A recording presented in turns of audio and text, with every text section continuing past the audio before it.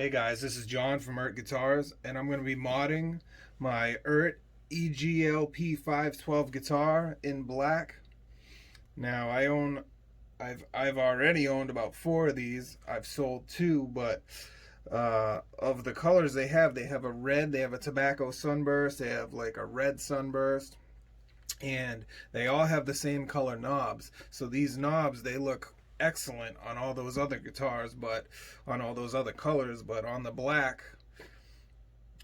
they're fine. But I want to black this thing out, so I bought some black knobs, some black pickup rings. I bought a black toggle switch indicator, but that hasn't come in yet. But I'm going to mod everything else right now, change the strings, and just make this thing a little more pretty. So check it out. First thing I'm going to do is take off the pick guard.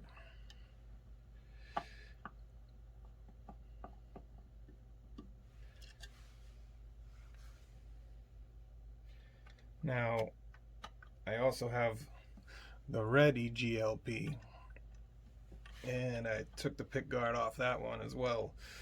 And you don't need to do that. The pick guard goes well because it has the same color pickup rings and toggle switch, as well as a binding all the way around the body and up and down the neck. So it does look good with it, but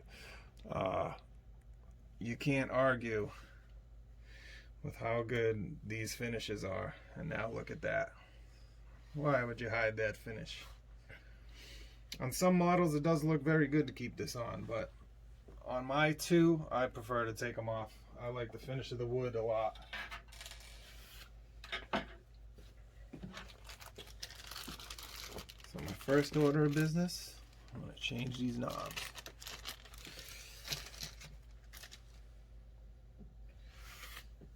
Now I've seen knobs on other guitars and they're kind of just on there willy-nilly, but I like to put them so that all the numbers are in the exact same position. Now most knobs will come off, you know, with hand strength. But if they won't come off and you need to actually pry them off, they do sell a pry bar, which you can put under there and it takes it right off. It also will take this screw off without any special tools, just that. Well, that is a special tool, but that tool. But never pry it off right up against the paint. Always put a piece of cloth there, then put something to pry it off. And that'll get it started. And then you can take it off.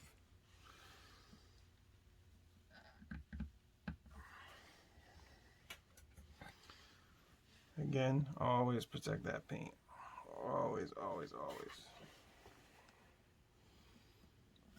I'm sure my wife's going to be super happy I'm using her tweezers.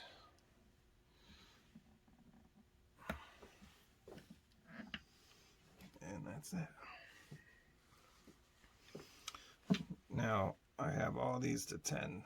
So, ideally, you'd want 10 to be right up at the top. Oh, wait. Yeah, so if I'm looking down,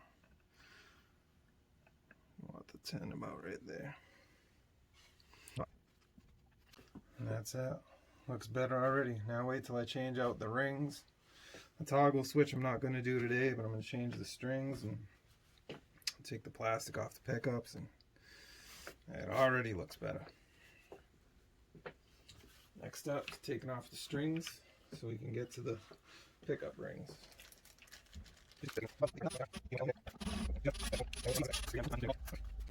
Now, because I'm going to be working on these, I'm going to keep the plastic on until I'm completely done taking them apart. You can use a drill to do this part and take these screws out, but because they're in the wood and the paint, just like when I took the pick guard off, you take that off very lightly because there is paint on here and you can chip. And you really don't want to chip, so go as slow as you can with these screws. Go very lightly. You don't want to take them out too fast. You don't want to strip them when you put them back in. You want to take your time and do it right.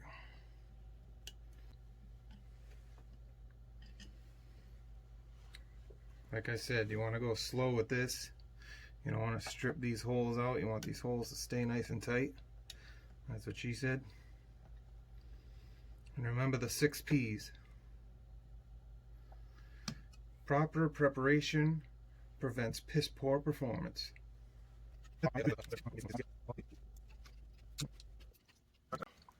And you can take it out and go backwards with it until you feel a click.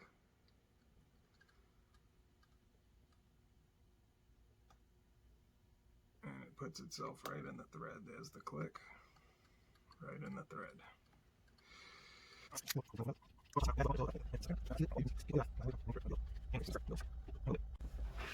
No gaps at all, looking perfect. Now, that already looks way cooler. Alright, next one.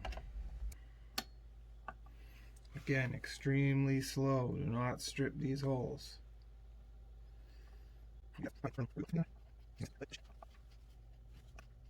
Also, upon receiving this guitar, as always with Eart guitars, these necks are fabulous, fantastic, awesome. I mean, I can't say enough about them. The fret jobs are amazing.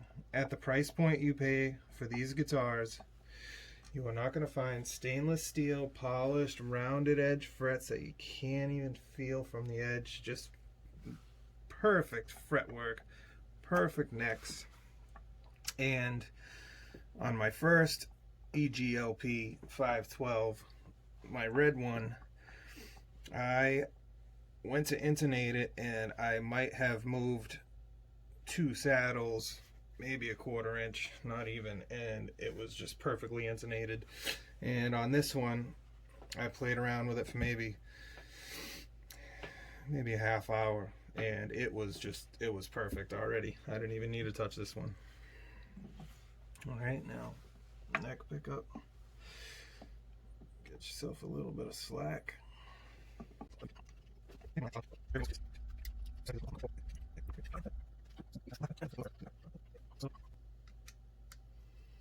Now the neck pickup height is a lot less pronounced than the bridge pickup. I'd say that one was only about a little more than a 1/16 of an inch out. But again, once you have it in, and you want to try to find your sound that you like, give it a try, loosening it. Once the strings are on, you can just raise it, lower it little by little. You get your sound, find where you like it. There is no exact science, there's no special measurement. You can get 2 of the exact same guitar models and they will both sound different where it is. It's all up to you and how you like it.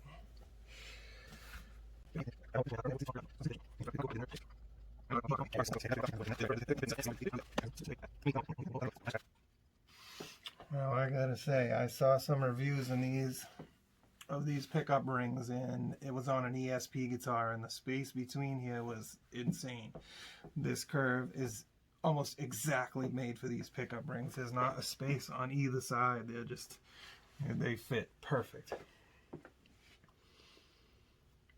Now we can take this protector off. Oh man, that looks sharp.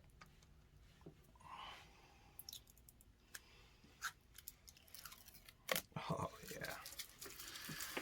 Now I haven't got my toggle switch in yet, but when I do, I'm going to change that out to black with white writing, and man, this is going to be done. It's going to look nice. That is already looking sweet. Such a difference. I'll post before and after pictures. Now we got to string it up. When I get that toggle switch, I'll change that out.